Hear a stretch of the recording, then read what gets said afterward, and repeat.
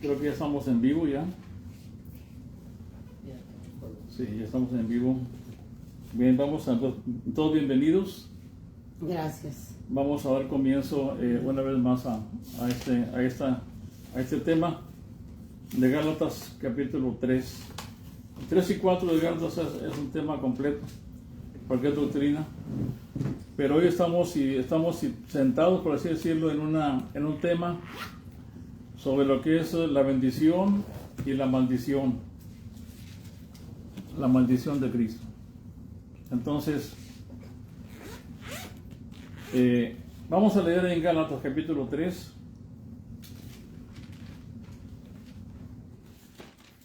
El texto que va a ser ahora, el texto central, va a ser el capítulo 3, versículo 13 y 14, pero quiero que leamos porque es completo aquí, para recordar todo, del 6 hasta el 14. Dice así la palabra del Señor. Si leemos en alta voz 1 y 1, yo leo un pasaje, usted lee otro pasaje, para que se escuche bien. Así Abraham creyó a Dios y le fue contado por justicia. Sabed por tanto que los que son de fe, estos son hijos de Abraham.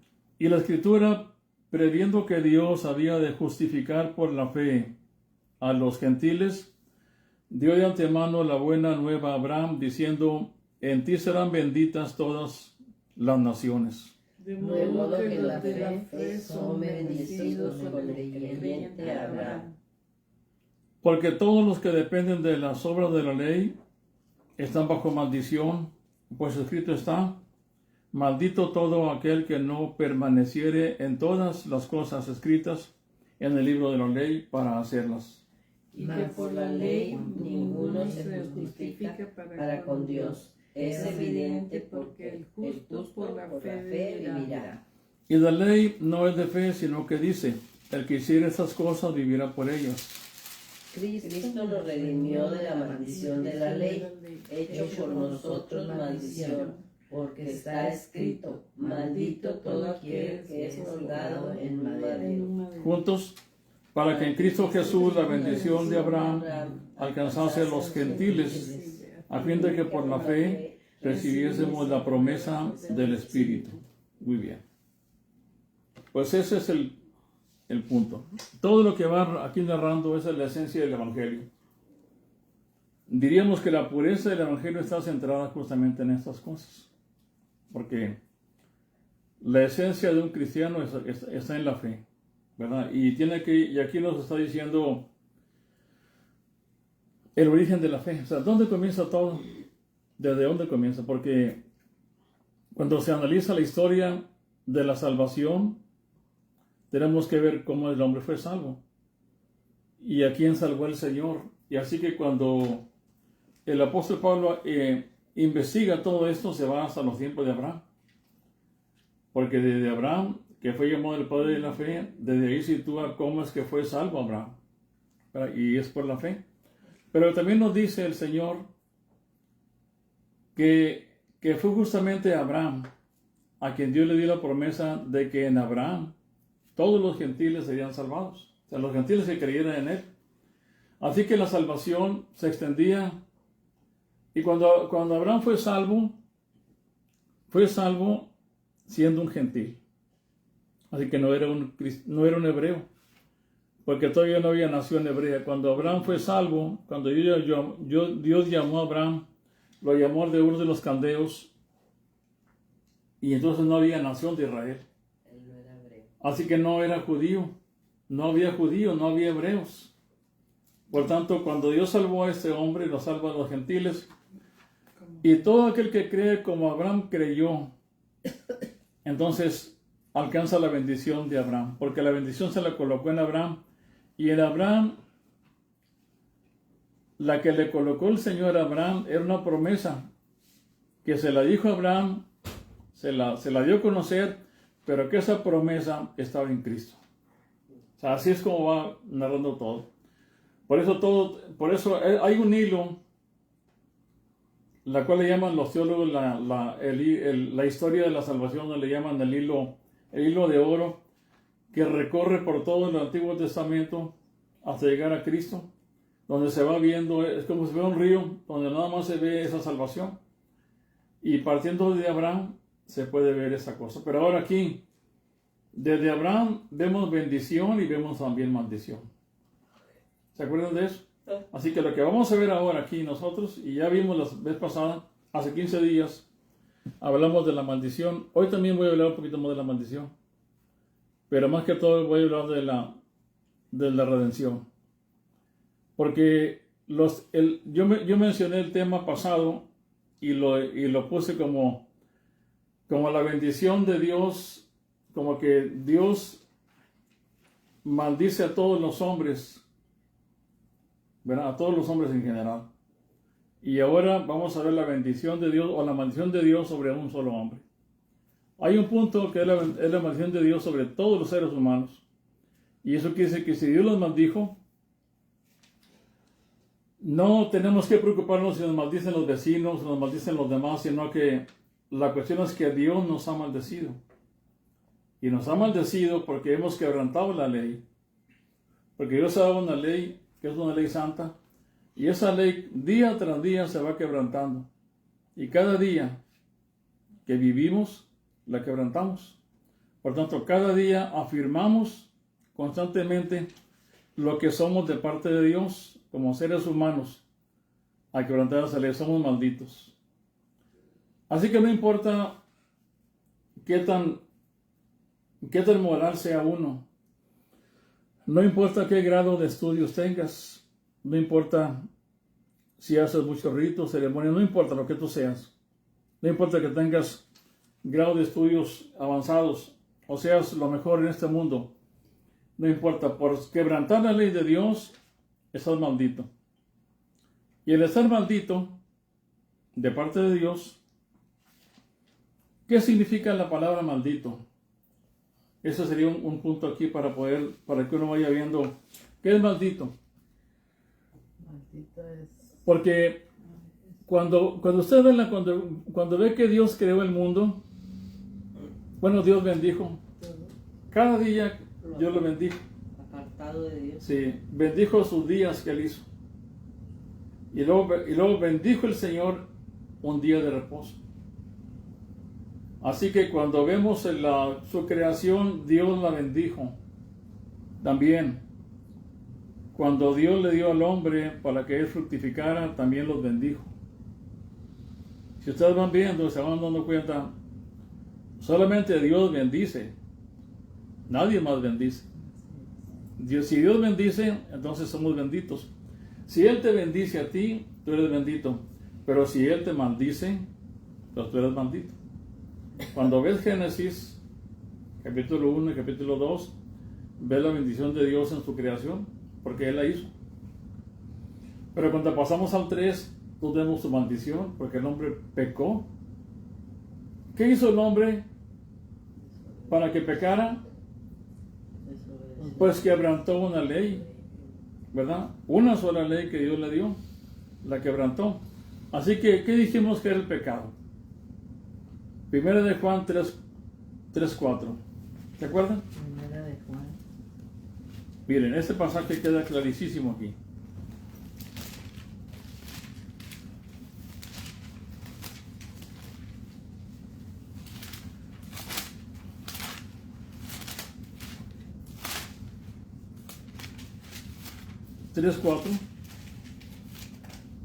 Este pasaje dice: todo aquel que comete pecado, ¿ven el pasaje?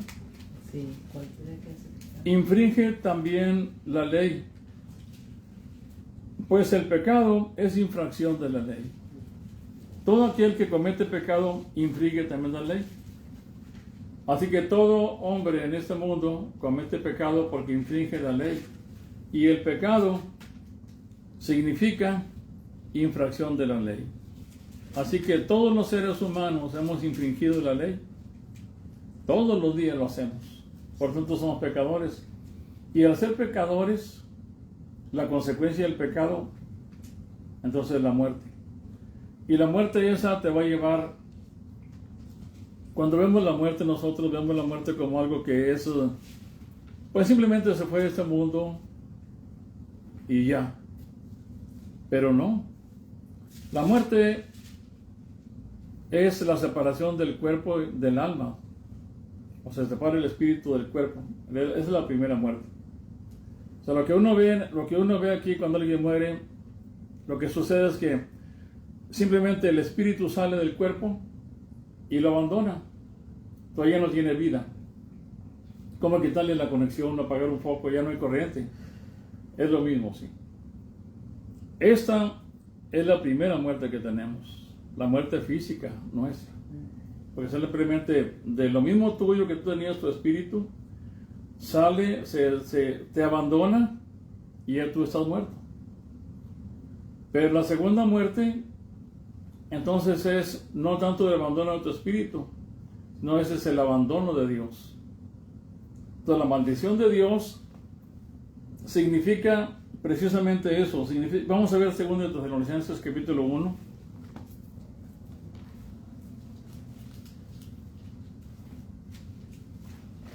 Versículo 9.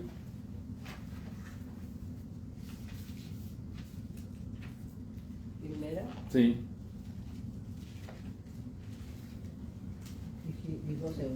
Así que la segunda muerte, o sea, la maldición consiste en un destierro, en una destitución, en un abandono total.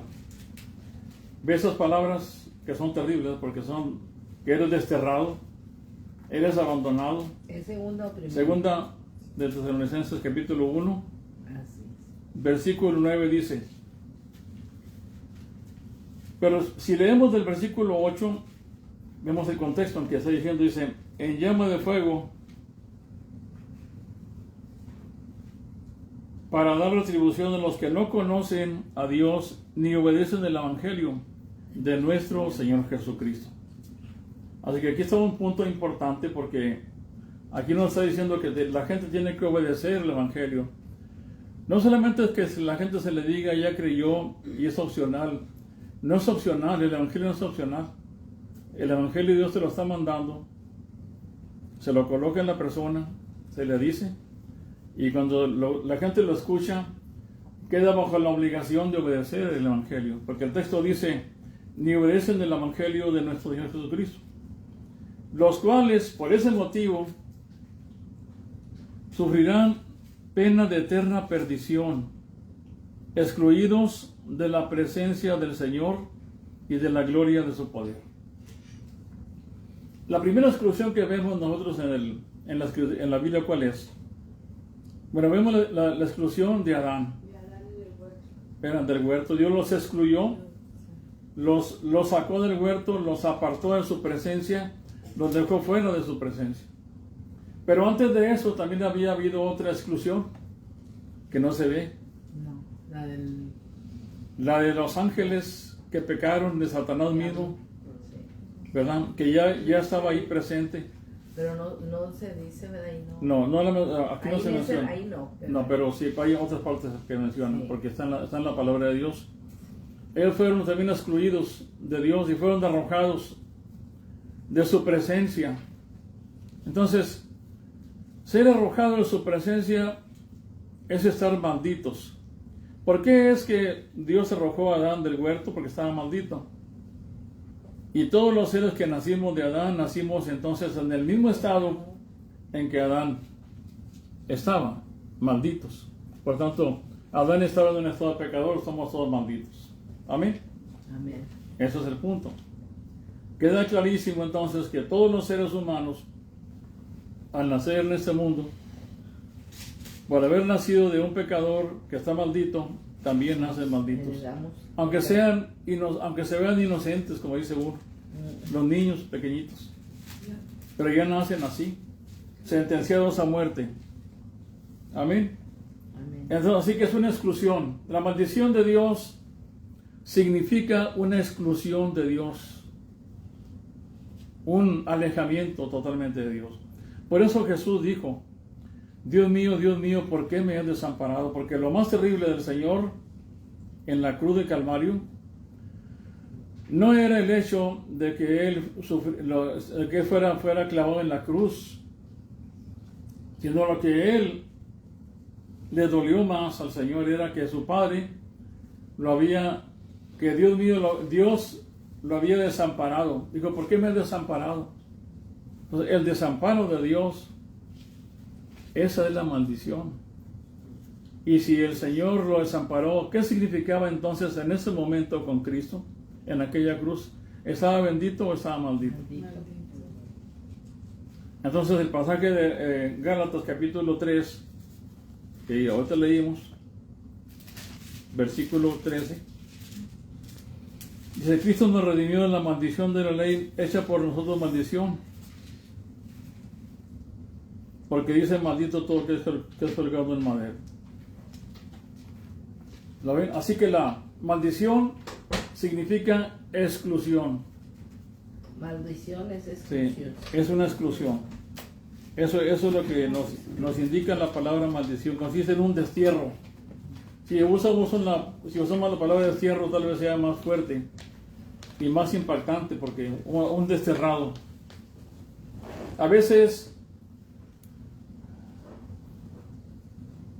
la gente maldice a otra persona, pero cuando el papá o la mamá maldicen a los hijos, o el hijo maldice al papá, ahí eso es mucho más fuerte. Eso es grave.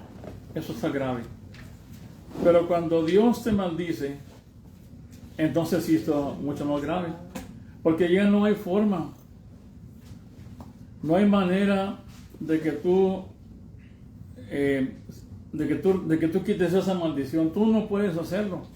Cuando Él te maldice, tú no tienes la manera de poder estar con Él reconciliado. No la tienes, humanamente hablando. Es imposible. Es imposible, aunque tú dijeras que tú vas a obrar bien en la ley de Dios. Y si tú dijeras, yo la voy a cumplir ahora, esa ley, a partir de hoy, la cumplo. Bueno, la deuda estaba desde que tú eres pecador. Y tú vas a empezar a partir de hoy. Así que el empezar a hacer cosas buenas hoy no elimina tu deuda pasada. No la elimina. Y no hay forma de que tú pagues lo pasado. Puedes pagar lo presente, pero no lo pasado. Y puedes empezar a orar bien hoy, pero lo pasado no lo puedes quitar. Entonces es imposible. Por tanto, para el ser humano es imposible andar en la ley. Así que por la ley ningún ser humano será justificado. Amén. Entonces ese es el punto aquí. Ahora bien, significa destierro. También significa pues una angustia terrible. Ser maldito significa lo que Cristo dijo allá en Lucas capítulo 16, cuando habló del rico y Lázaro, ¿verdad? Que estaba en el infierno y que le manda el rico que moje su dedo, ¿verdad?, con agua para que refresque su lengua. Eso significa que estaba en tormentos eternos. Entonces, ser maldito significa ser desterrado. Ser maldito significa ser angustiado. Una angustia que no se va a quitar. No sé si tú has sentido angustias. A veces uno siente ansias y angustias. Pero a mí me ha pasado que de repente me siento como ansioso. Y eso es terrible. Pero pasa. Pero esa angustia no pasará nunca. Jamás. Así que esa es la palabra maldito. Desterrado, vas a sentir las angustias, los terrores, los horrores de la furia de Dios que va a caer toda sobre ti. Esa es la maldición de Dios. Toda la furia, toda la ira de Dios cae sobre el ser humano. Toda. Sin que se limite. Ahorita en estos tiempos de la gracia, en este tiempo de la gracia común, Dios retiene su ira. Pero hace muestras de cierta ira todavía. Pero siempre retenida. Siempre controlada. Pero vendrá un día cuando esa ira de Dios la va a desatar toda. La va a soltar la ira de Dios. Esa ira de Dios que va a soltar a los pecadores es la que soltó el Señor en contra de Cristo Jesús. en aquella cruz del Calvario. Bien, entonces, eso es lo que significa la ira de Dios. Ser de parte del Señor desconocidos. O sea, Él no te conoce, jamás te conoció. Jesús lo dijo en Mateo 25, 46 dice: apartados de mí, malditos, que no los conozco. Y quiero que vean este pasaje, porque este pasaje viene de la misma boca de Cristo, de la boca del Dios amoroso, que Él dice: apartados de mí, malditos, que no los conozco, hacedores de maldad. ¿Me entienden? Entonces eso es lo que significa la palabra maldito, desterrado. Eso es lo que estamos ahí. La Biblia dice en el libro de Ezequiel, capítulo 18,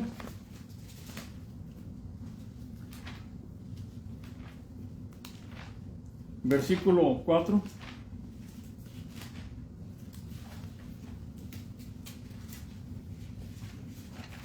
He aquí todas las almas son mías, como el alma del Padre, así el alma del Hijo es mía. El alma que pecare, esa morirá. También lo repite el versículo 20 de este mismo capítulo. Y dice también lo mismo, es semejante a esto. Dice: el alma que pecare, esa morirá. El Hijo no llevará el pecado del Padre, ni el Padre llevará el pecado del Hijo. La justicia del justo sobre él será sobre él, y la impiedad del impío será sobre él. Así que la justicia del justo será sobre él, y la impiedad del impío será sobre él. Entonces, el alma que pecare, esa alma morirá. ¿Cómo sabemos que somos malditos? ¿Cómo sabe el hombre que es maldito? Pues porque nacimos de Adán y Eva. Venimos. La evidencia más clara que tenemos en la maldición es que el pasaje dice que el alma que pecare, Porque pecamos, esa alma que va a pasar, morirá. morirá. Entonces, la prueba palpable de que la persona está maldita es que muere. Porque esa fue la sentencia de Dios, que el día que comieres de ese fruto, vas a morir. Entonces, y al pecar, entonces, al pecar, quedó maldito el hombre. Así que la muerte del ser humano es la mejor evidencia que tú puedes tener de que el hombre está maldito. Nadie puede negar que el hombre muere. Por tanto, nadie puede negar que el hombre está maldito. Y si el hombre está maldito por Dios, entonces eso es terrible. Y debía de parar a todos los seres humanos, detenerse, hacer lo que se detengan y ver y preguntar si hay solución para sus vidas. Eso es lo que debían hacer. Eso también lo dice Romanos 3:23. ¿Verdad? En ese pasaje, ¿de acuerdo ese pasaje? Por cuanto todos pecaron, Sí. Están destituidos de la gloria de Dios. de la gloria de Dios. Porque la paga del pecado es muerte, mas la dádiva de Dios la paga del pecado es muerte. ¿Verdad? Es muerte. Entonces, la muerte, esa es la evidencia de que eres un pecador. De la maldición. Y por tanto eres un maldito. Nadie que no sea maldito no muere. Mueres porque eres maldito. Amén. Amén. Entonces, ¿de qué manera se puede quitar esa maldición? Bueno, hay una forma, hay una sola manera de hacerlo, que es por la fe. Solamente. En Gálatas capítulo 3, donde leímos ahorita, versículo 11 y 12.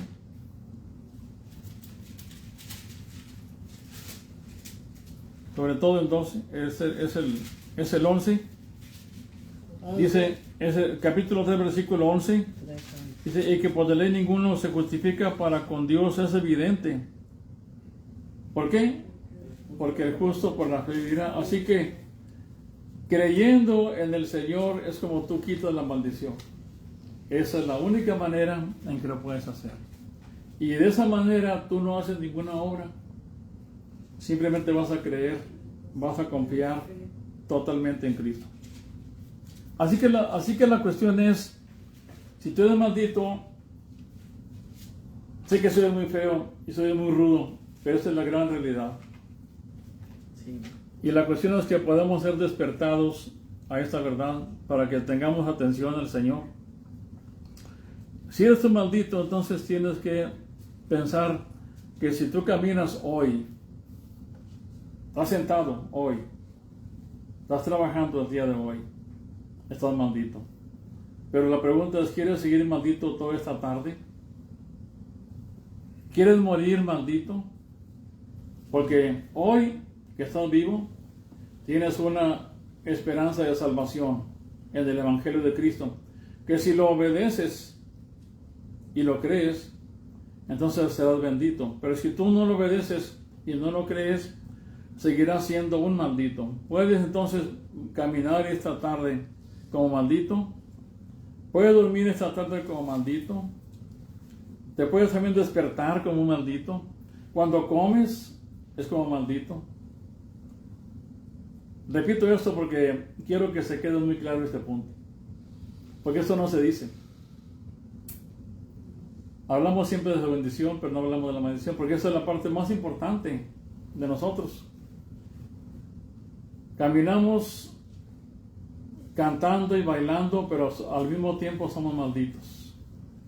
Pero saben que la gran bendición está en que creamos en Cristo. Entonces, si es por la fe en Cristo, esa es la única manera que tenemos. Luego entonces, para que seamos justos, es por la fe. Pero la Biblia dice en el libro de Proverbios, que vamos en Proverbios capítulo 17, verso 15. Proverbios. Sí. 15. Sí, Proverbios 7. 17, 15. Ah, 17, 15. Sí. Vean este pasaje. El que justifica al impío y el que condena al justo, ambos son igualmente abominación a Jehová. Ven ese pasaje, 17:15, dice que el que justifica al impío y el que condena al justo, ambos son igualmente abominación a Jehová. Así que si alguien justifica a un impío, delante de Dios es abominable. También si alguien justifica, pero si alguien, en este pasaje, condena a un justo, también delante de Dios es una abominación. Sin embargo, esto lo que hizo el Señor. ¿Qué hizo Dios? Pues el Señor justificó al impío y condenó al justo. Luego vamos a leer 24 de Proverbios para que veamos porque esto coloca a Dios en un gran problema. 24 de Proverbios dice, Proverbios 24. sí, 24. El que dijere al mal, lo justo eres, los pueblos lo maldecirán y le detestarán las naciones. El que dijere al malo, justo eres, ¿qué dice el pasaje? Los pueblos lo maldecirán y le detestarán las naciones. Así que, ¿qué hizo el Señor? El Señor justificó al impío y condenó al justo. ¿A quién condenó el Señor? A su hijo. A su Hijo Jesucristo. Ese es el punto, ¿verdad? Aquí está, porque era imposible que Dios justificara a un impío simplemente por decir yo lo justifico.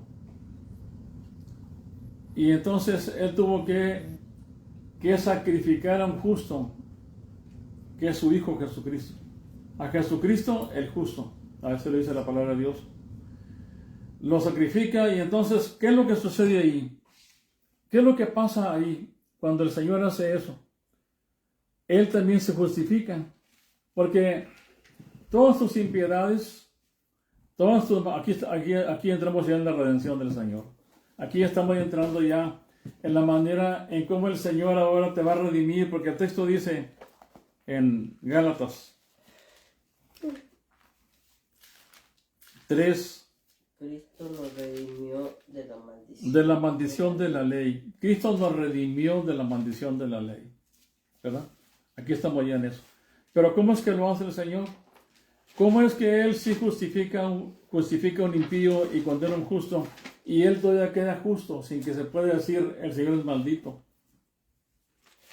Porque el Señor, tus iniquidades, tus impiedades, tus pecados, todas tus maldades que tú tienes, que yo tengo, Él las colocó en Cristo.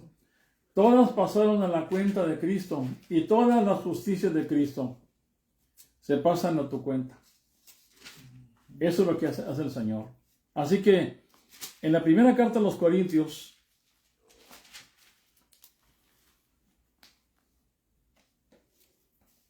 capítulo 5, pero en segunda según primera carta, vamos a ver.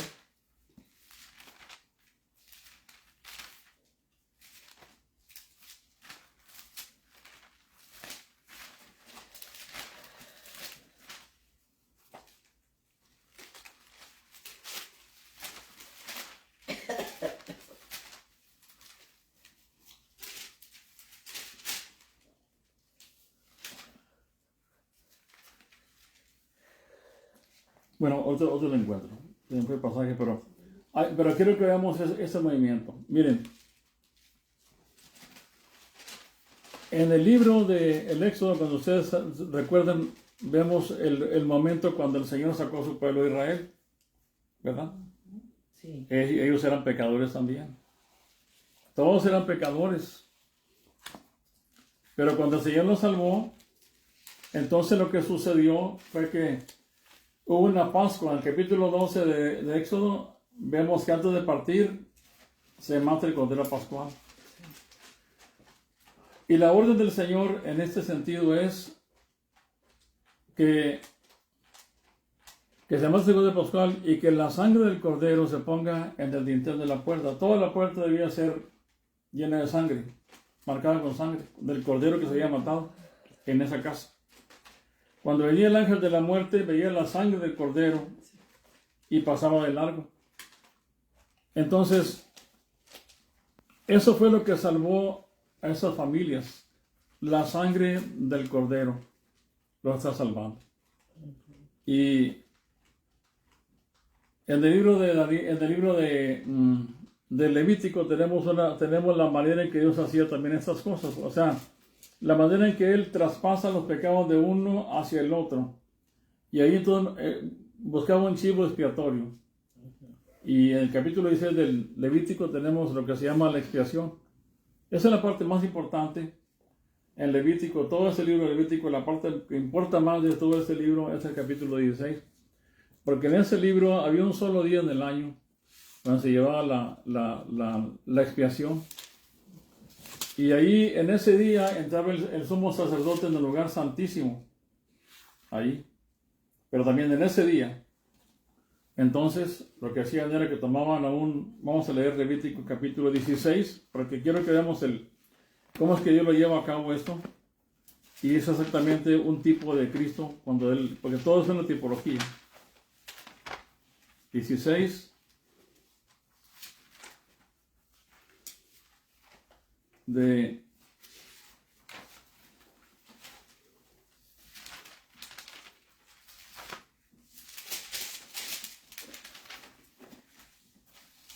Vamos a leer el capítulo 16, versículo 5. 16. Sí, dice la palabra así, dice, y de la congregación de los hijos de Israel tomará 2 machos cabríos para expiación y un carnero para holocausto. Y hará traer a Aarón el becerro de la expiación que es suyo, y hará la reconciliación por sí y por su casa. Después tomará los 2 machos cabríos y los presentará delante de Jehová a la puerta del tabernáculo de reunión, y echará suertes a Aarón sobre los 2 machos cabríos, una suerte por Jehová y otra suerte por Azazel. Y hará traer a Aarón el macho cabrío sobre el cual cayere la suerte por Jehová, y lo ofrecerá en expiación. Mas el macho cabrío sobre el cual cayere la suerte por Azazel lo presentará vivo delante de Jehová, para hacer la reconciliación sobre él, para enviarlo a Azazel al desierto.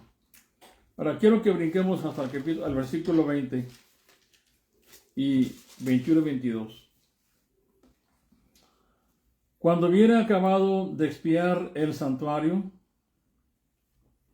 y el tabernáculo de reunión y el altar, hará traer el macho cabrío vivo, y pondrá sobre sus 2 manos sobre la cabeza del macho cabrío vivo, y confesará sobre él todas las iniquidades de los hijos de Israel, todas sus rebeliones y todos sus pecados, poniéndolos así sobre la cabeza del macho cabrío, y lo enviará al desierto por mano de un hombre destinado para esto. Verso 22. Y aquel macho cabrío llevará sobre sí todas las iniquidades de ellos a tierra inhabitada, y dejará ir el macho cabrío por el desierto. Entonces, este macho cabrío iba por tierra inhabitada, es decir, inhóspita. Es un destierro completamente. Eso es lo que sucede con el pecado. Tus pecados se pueden pagar de 2 maneras. A ti te estoy hablando, y a cualquiera que se escuche. Una manera de pagar tus pecados es que tú los pagues por ti mismo, pero al pagarlos vas a pagarlos eternamente en el infierno, y nunca vas a acabar de pagarlos. Vas a estar en un lugar inhóspito, desterrado, fuera de su presencia del Señor, y aparte castigado, atormentado, y estarás pagando y pagando y pagando, y nunca podrás pagar tu deuda. Es una forma de pagarlo. La otra forma de pagarlo es que tú confíes en Jesucristo, que tú creas en Él, que tú creas total y completamente en Cristo, para que entonces tus pecados sean colocados en Cristo y tú quedes libre de la culpa y del pecado. Eso es lo que es el Evangelio del Señor Jesucristo. Entonces, en la segunda carta a los Corintios, capítulo 5, versículo 21.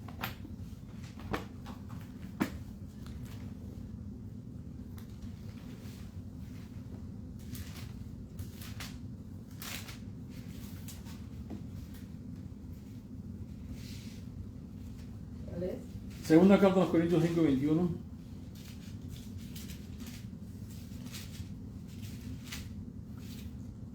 ¿Estamos ahí? Sí. Dice que el que no conoció pecado, por nosotros lo hizo pecado, para que nosotros fuésemos hechos justicia de Dios en él. Así que Cristo, que no conoció pecado, dice que por nosotros lo hizo pecado. No que él haya pecado, pero significa que Él puso todos sus pecados, los tuyos y los míos, encima del Señor. Y entonces Él tomó todo ese pecado. Y dice, para que fuésemos hechos justicia de Dios en Él. Pues significa que ahora, que cuando tú confías en Cristo, cuando tú crees en Él, cuando tú confías completamente en Él, lo que va a suceder es que tus pecados son colocados, todos tus pecados, sin dejar un solo pecado en ti, en Cristo Jesús, son colocados. Y la justicia de Cristo es colocada en ti. Pues de tal manera que ahora tú, dice la palabra de Dios, dice, fuésemos hechos justicia de Dios en Él. Así que la justicia de Dios está puesta ahora en nosotros. Cuando te mira a ti el Señor, que confías en Él, entonces te mira como una persona justa, porque Él te justificó, porque Él pagó tu deuda, Él pagó tu pecado, y Él hizo lo que más amaba el Señor era su Hijo. Miren, un ejemplo que tenemos de eso es en Abraham, que ofreció lo único que tenía, que era su Hijo, ¿verdad? Y también lo hizo en expiación. O sea, lo hizo en un holocausto. Lo ofreció al Señor. Es una cosa simbólica. Pero Dios envió a su Hijo, lo que más amaba. Lo envió para ti, que eras un enemigo de Dios. Porque eso dice Romanos 5:8.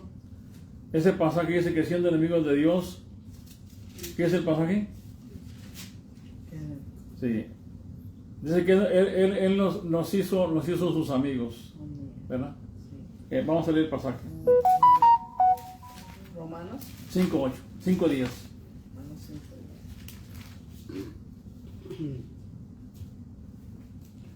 Dice, porque siendo enemigos fuimos reconciliados con Dios por la muerte de su Hijo, mucho más estando reconciliados seremos salvos por su vida.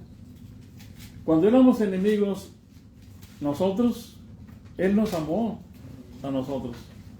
Él nos amó de esa manera. Así que estamos hablando ya aquí de este asunto de la redención del Señor. ¿Qué significa redención? Que pagó Que nuestros alguien pague. pecados. Que Él pagó. Que alguien pague por algo. Así es. Él pagó por nuestros pecados. Bien. Él paga por nuestras deudas y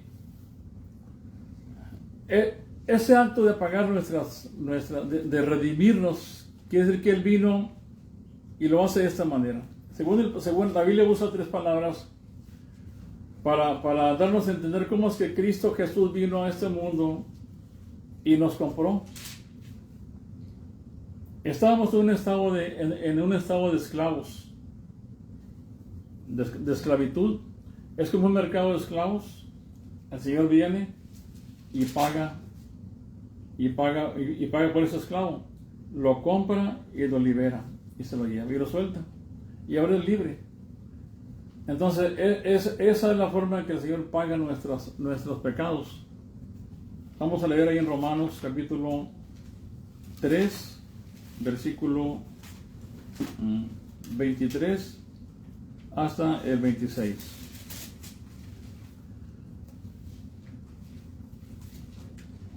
Dice, por cuanto todos pecaron y están destituidos de la gloria de Dios, ese es el destierro, destitución, siendo justificados gratuitamente por su gracia mediante la redención que es en Cristo Jesús, a quien Dios puso como propiciación por medio de la fe en su sangre, para manifestar su justicia a causa de haber pasado por alto en su paciencia en los pecados pasados, con la mira de manifestar en este tiempo su justicia, a fin de que Él sea el justo, el que justifica al que es de la fe de Jesús. Así que somos justificados por su gracia del Señor. Así que redención significa pagar un precio. Ese precio que Cristo pagó es un precio de sangre. Precio de sangre. Y vamos a leer allá en Apocalipsis capítulo 5, versículo 19. Apocalipsis. Sí, 5, 9.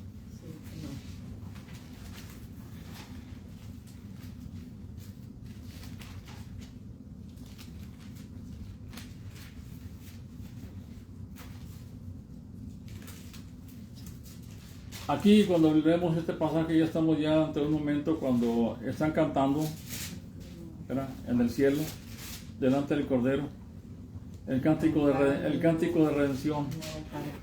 Y cantaron un nuevo cántico diciendo, digno eres de tomar el libro y de abrir sus sellos, porque tú fuiste inmolado y con tu sangre nos has redimido para Dios de todo linaje y lengua y pueblo y nación, y nos has hecho para nuestro Dios reyes y sacerdotes, y reinaremos sobre la tierra.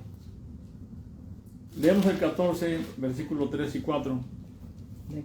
de Apocalipsis. 13. Sí. 14, versículo 3 y verso 4. 13 y 14 de Sí. 3.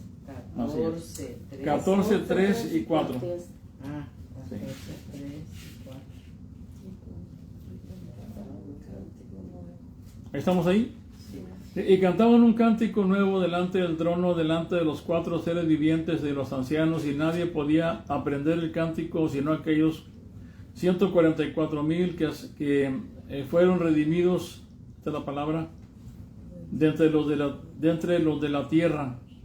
Estos son los que no se contaminaron con mujeres, pues son vírgenes. Estos son los que siguen al Cordero por donde quiera que va. Estos fueron redimidos de entre los hombres como primicias para Dios y para el Cordero. Entonces, eso es lo que es la redención. Es una compra, pero una compra con la sangre de Cristo, que fue inmolado por nosotros y nos compró para Dios. Ahora, al comprarnos, el Señor nos saca del mercado, siendo esclavos. ¿Cuál era la condición? ¿En qué condición nos encontró en la esclavitud?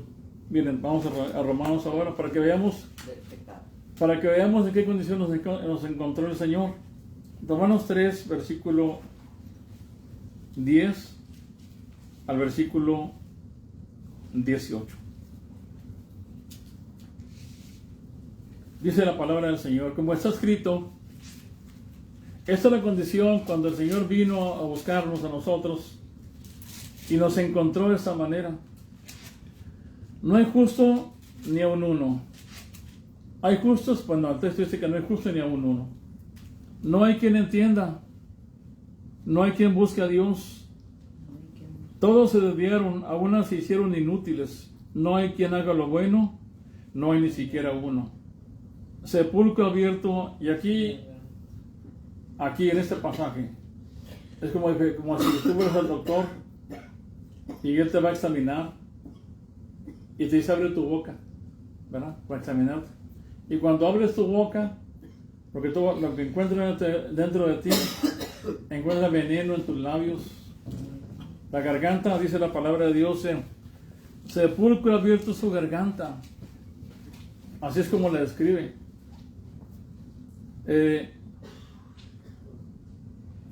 Con su lengua engañan. Encuentran lenguas engañosas, una garganta que parece un sepulcro abierto. ¿Y qué es un sepulcro abierto? ¿Qué hayamos en un sepulcro abierto cuando lo abren? Huesos y tal vez hieda, ¿verdad? Apestoso. O sea, así encontró el Señor nuestras vidas aquí en este mundo, en este mercado, siendo esclavos.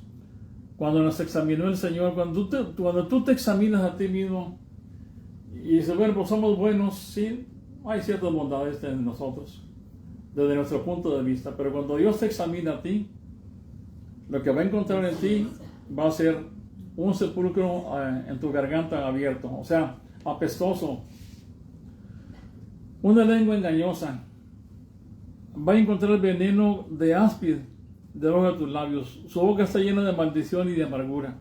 Sus pies se apresuran para derramar sangre. Quebranto y desventura hay en sus caminos, y no conocen camino de paz. No hay temor de Dios delante de sus ojos. Esa es la condición en que se encuentra la persona. Ahora, aquí. En que me encontró a mí. Cuando me encontró a mí y me salvó, me encontró así. ¿Verdad? También me encontró que estaba condenado en San Juan 3, ¿verdad? En San Juan 3 dice que ya éramos condenados. Pero también hay otra parte en el libro de Efesios, capítulo 4.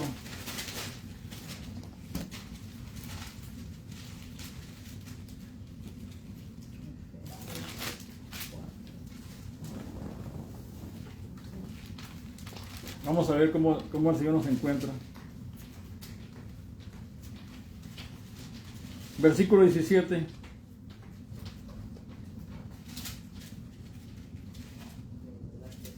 Hasta el 19. Esto sí, en este pasaje quiero que veamos la condición en que Dios nos encuentra a nosotros. Esto pues digo y requiero del Señor que ya no andéis como los otros gentiles. ¿Cómo de los gentiles? ¿Cómo andamos nosotros? Bueno, número 1, que andan en la vanidad de su mente. Pero dice a todos o excepciones. Para todos. Teniendo el entendimiento entenebrecido. Imagínense la forma en que describe aquí al ser humano como una persona totalmente vana, con una mente totalmente entenebrecida, o sea, en tinieblas completamente, cuando la gente se pavonea y dice: yo tengo una mente brillante, soy lo mejor en este mundo. Y cuando el Señor lo ve, dice: tu mente está totalmente entenebrecida. Así encontró nuestra vida el Señor. Ajenos a la vida de Dios. ¿Por qué? Por la ignorancia que en ellos hay, por la dureza de su corazón. Los cuales, después que perdieron toda sensibilidad, se entregaron a la lascivia para cometer con avidez toda clase de impureza. Esa es la manera en que el Señor nos encontró a nosotros. Impuros, ¿verdad? Depravados, con mentes vanas, con una mentalidad también entenebrecida, así, ajenos a Dios totalmente. Y por eso es que el apóstol Pablo, en la segunda carta a los Corintios, capítulo 5, versículo 11, le importa mucho esto.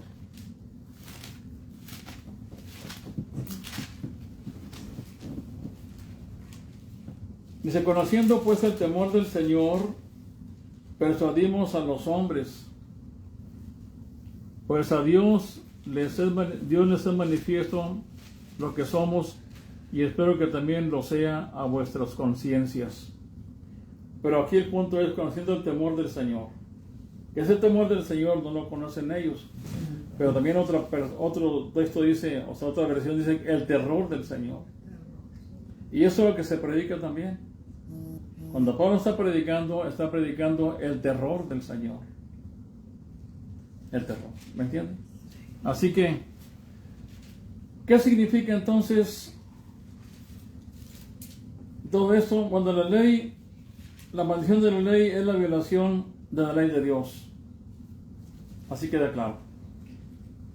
El pecado del hombre tiene que ser castigado, definitivamente. La justicia de Dios debe ser satisfecha por necesidad. Y aquí es donde Dios, para hacer eso, designó a su Hijo Jesucristo, para que entonces en Él tengamos, para que Él tome el lugar de los pecadores y el castigo del pecador caiga sobre Él. Así que eso es lo que leemos en 1 de Juan 2:2. En Juan 2:2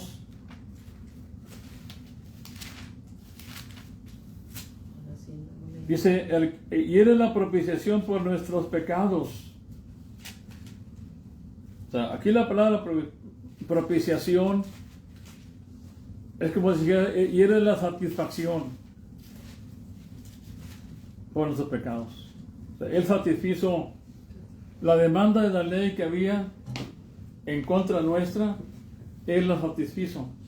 Y el Señor quedó satisfecho cuando Cristo pagó la deuda. Quedó totalmente satisfecho. Cuando yo creo en Cristo, cuando yo confío en Él y no confío en mí, entonces yo estoy tomando su justicia. Y esa justicia del Señor es satisfecha para Dios. Así que no hay nada. Dios ya no puede, una vez que le paga la deuda, no hay deuda que pagar. Por tanto, cuando hablamos de propiciación, estamos hablando de satisfacción. Dios satisfizo al Señor en la demanda legal que había en contra de nosotros.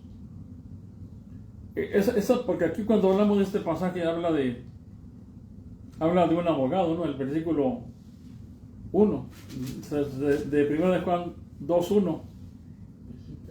Cuando hablamos de abogados, hablamos de cuestiones legales, ¿no? Sí. Hablamos de legalidades. hablamos de delitos, hablamos de problemas legales, hablamos de jueces, de procesos legales. El pasaje dice, hijitos míos, estas cosas los escribo para que no pequéis. ¿Y qué es pecar? Pues, Es la transgresión de la ley de Dios. Y al hacer eso, eres un delincuente delante de Dios. Y al ser delincuente delante de Dios, eres un maldito. Y no hay remedio para ti fuera de Dios. No lo hay. Dice, abogado tenemos para con el Padre, a Jesucristo, el que es justo. Amén. Sobre este justo, Dios hizo caer todo el peso de la ley, toda la furia cayó sobre él. Y su justicia viene a ser nuestra justicia. Así que la muerte de Cristo es una satisfacción. Pero esta satisfacción, ya voy a acabar yo, es un plan de Dios. O sea, esta manera de redimir de Dios, esta manera de hacer la propiciación, es decir, la satisfacción de la demanda legal que había en contra nuestra, esta es un acto de Dios que estaba desde antes que el mundo fuese. Era un plan de Dios. No lo planeó cuando Adán pecó. No, lo planeó antes que el mundo fuese. Creo que hay un pasaje en Apocalipsis 13:8. Sería porque sabía que iba a pecar a Pues nadie. sí. Sí, él lo sabía. No sabía.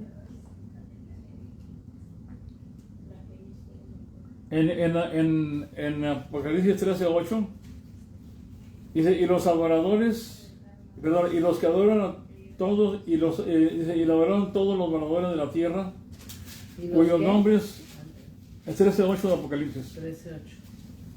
no están escritos en el libro de la vida del Cordero que fue inmolado desde el principio del mundo. O sea, todo eso lo está marcando ya el Señor. Y también lo marca antes, en capítulo 1, versículo 5. Lo que quiero decir es que esto Dios lo planeó. Tu redención, tu compra, mi compra, Él la planeó antes. Y nos lavó con su sangre. En el libro ya voy a acabar, en el libro de Hechos, pero quiero dejar esto claro, 2:23, miren este pasaje.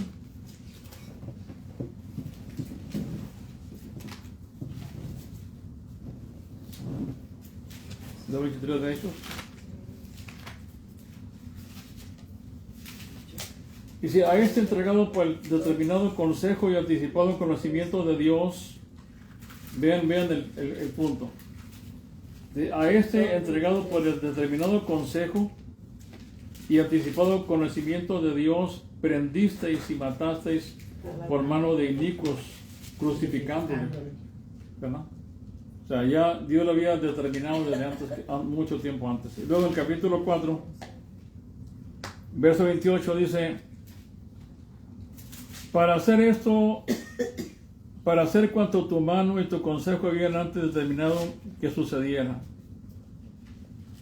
Entonces, esto ya Dios lo había antes determinado. Es un plan Planeado. del Señor. ¿Lo vemos así? Sí. Bien.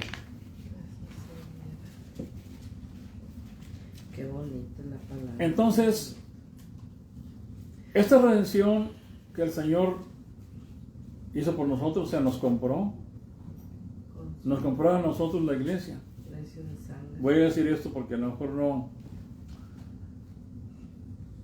Este pago es un pago real. La cruz es real. Cristo es real. El pecador también es real. Y el plan de Dios también es real.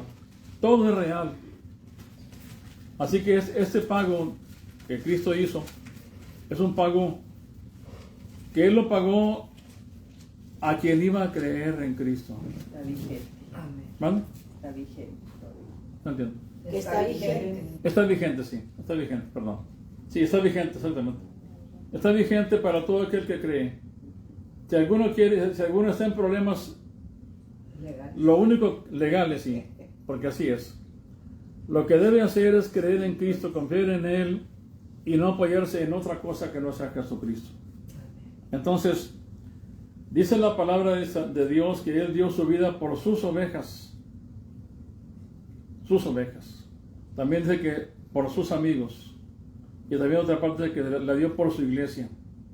Así que este pago que Cristo está haciendo, lo que Él hizo ya, lo pagó para que miles y millones de personas que van a ser, que son sus hijos ya en su mente, en su plan,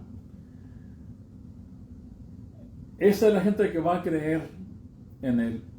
Él pagó por ellos. Este pago es efectivo y está real. Cuando tú crees en Cristo, entonces ya está pagado. Cuando vas al Padre en el nombre de Jesucristo, tú vas porque hay una deuda que tenías tú, pero está pagada en Cristo. Y entonces ya tú no debes absolutamente nada. Él te recibe ahora y te adopta como su hijo. Ahora te hace heredero y coheredero con Cristo.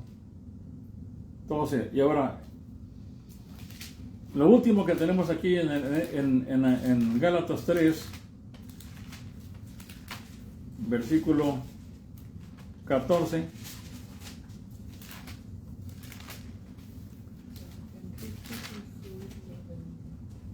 Dice, en la parte, dice, bueno, antes de seguir acá, en la parte final del capítulo 3, del versículo 13, dice, maldito todo el que es colgado de un madero. Esta maldición del Señor que tenemos aquí, está basada en que antiguamente los malhechores, no a todos los malhechores, pero había algunos cuando pecaban extremadamente que eran pecados muy grandes y muy notorios. A estas personas se los colgaba. Se les colgaba. Sí, eran colgados. Y eso lo dice en Deuteronomio 21, 23. Fíjense en ese pasaje. Y es lo que Pablo está citando aquí. 21, 23, 22 y 23. ¿De qué? De Deuteronomio 21, versículo 22 y 23. Si alguno hubiere cometido algún crimen digno de muerte, y lo hicieres morir, y lo colgares en un madero, no dejaréis que su cuerpo pase la noche sobre el madero. Sin falta lo enterrarás el mismo día, porque maldito por Dios es el colgado. Y aquí era de un ahorcado. Lo colgaba. ¿Verdad? Pero esto era en el tiempo de Israel. Cuando Jesús fue crucificado, la cruz era una cuestión romana. Entre los hebreos, a los malhechores más notorios, se los colgaba. Se les colgaba. ¿Vale? Se les colgaba de un palo, de un árbol.